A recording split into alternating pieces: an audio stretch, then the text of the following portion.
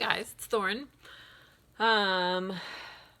It's been a really long time. I've just been, as usual, busy with work, focusing on writing and those kinds of things, and getting engaged. Those of you who may have seen on Instagram, I am getting married. It's a little weird to think about just because I'm so opposed to really just conventional ideas about marriage and partnership, and this honestly isn't something I thought I'd ever do. So here I am, it's happening. So anyway, I guess I may or may not talk about some of those things as they happen, but that's a thing in my life right now. I'm trying to survive school and work, and Oliver is here. Oh, I'm gonna poke him. I've been doing a lot of writing.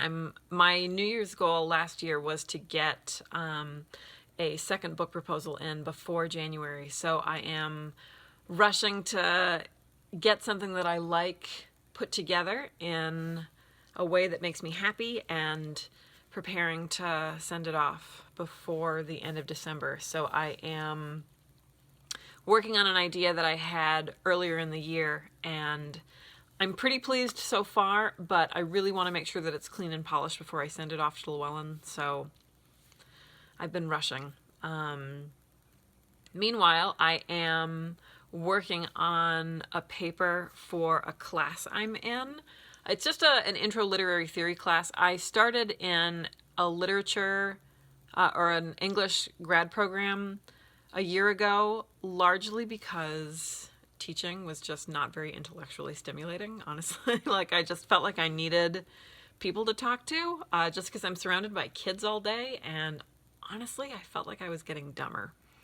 So I signed up for some classes at the university just because I live right here, and because they already have my credentials, I didn't have to go through the same kind of application process to take classes.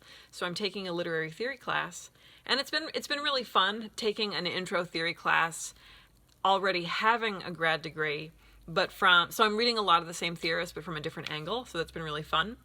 And I'm really good at this point at finding ways to write about witchcraft, even when that's not the thing that's on the table. So I'm currently using Foucault to look at American Horror Story Coven, and I'm making an argument about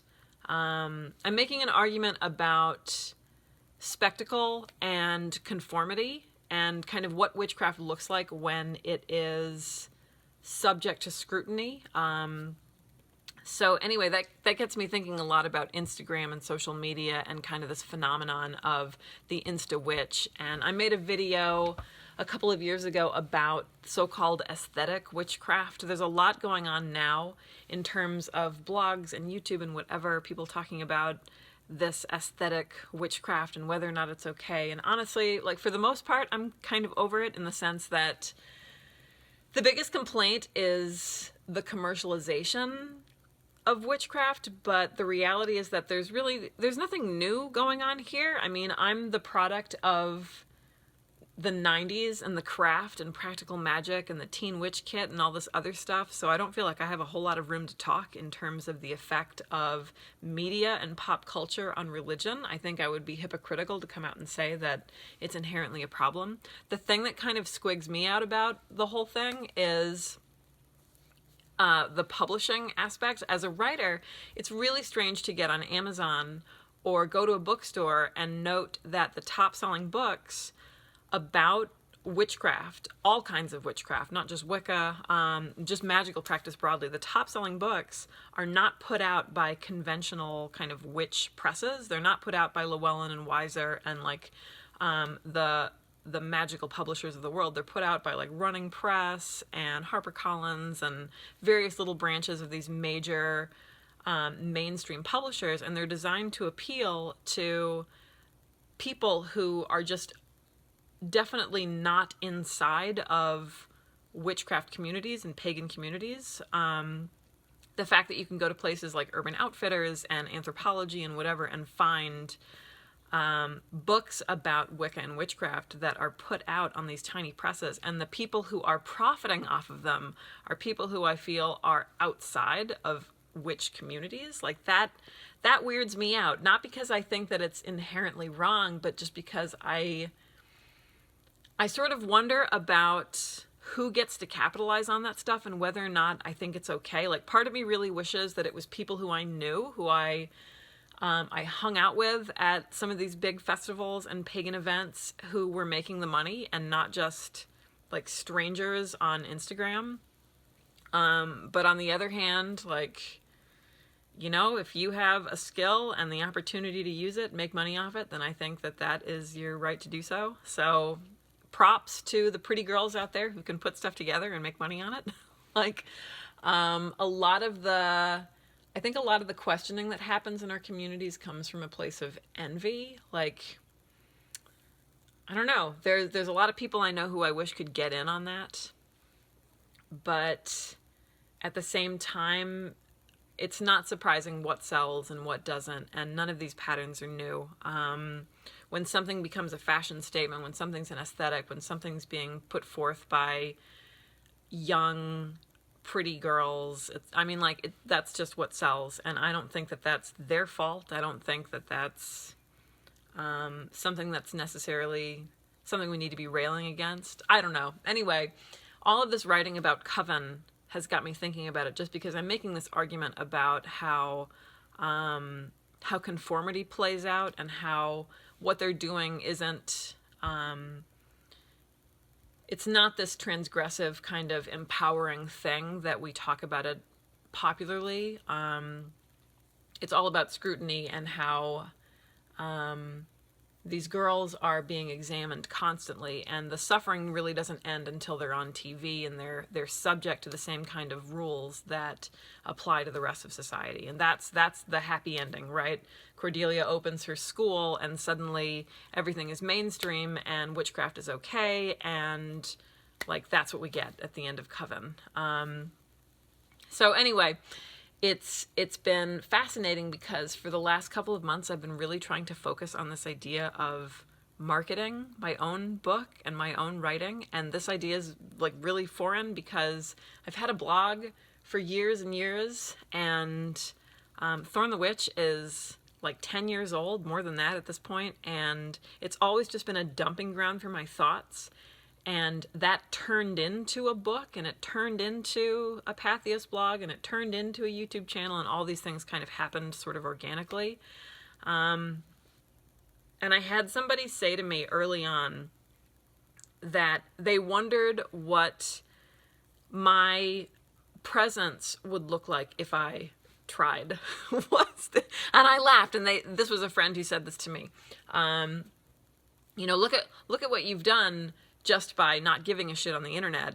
What would happen if you actually like marketed yourself? What would happen if you made YouTube videos that you actually edited and put on makeup for and scripted? What would happen if you promoted Instagram posts and curated things and blogged on a schedule? What would happen if I held myself such that my witchcraft was a job, or my talking about witchcraft on the internet was a job? And that has been something I've dwelled on for the last couple of months. This was said to me years ago, but it's come up because, like, I wrote a book, right? This came out in July, and witchcraft and spirituality and whatever aside, a book is a capitalistic endeavor, and it's my job to promote it. I'm doing a lot of podcasting and that kind of stuff, and I'm constantly in touch with folks around me who are also invested in the promotion of this book, whether it be an editor or a marketer or whatever. And like this, if I want to write another book, if I want the privilege of being able to write about witchcraft, then I have to sell the books. And what do I do in a climate where the books that are selling are about a witchcraft that isn't necessarily something that I feel is a part of my movement or our community or whatever? I'm using my and our broadly here. But what do I do with that? There's something about advertising that just feels kind of gross to me, just because I feel like I'm selling my craft. And there's a big difference between talking about witchcraft and sharing witchcraft and whatever, and then trying to brand it.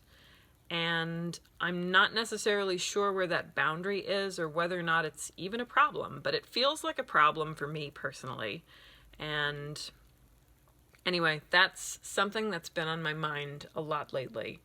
So I'm trying to kind of revamp my Instagram. Some of you guys who followed me for a while may have noticed that I am actually like, you know, like I figured out how filters work, right? Like I feel very old, particularly as a high school teacher, right? Like my kids know everything about the internet, and I'm just like, oh, this is how hashtags work, right?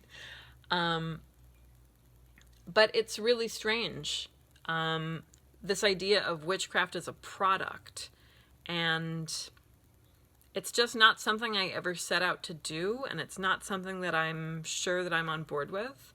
So it's been really strange. But anyway, I wanted to say hello, and Oliver wanted to say hello. All right, and I'm gonna show you my ring here. Can you see it? It's a garnet. I'm really pumped about it. And yeah, I guess that's it. So hope you guys are having a good night, and I made myself a little social media schedule, so hopefully I'll be back to blogging. Even when I don't post, it's not because I'm not writing. I'm definitely still writing. It's like I have the idea and I pour it into a notebook and then it's out, and then I don't feel the need to do anything else with it. So I really have to work up the motivation to type it and edit it and make it pretty and find a picture to go with it. And this is what I mean when I say that I'm just not great at marketing myself. So yeah, hope you guys are having a good night, and I'll talk to you next time.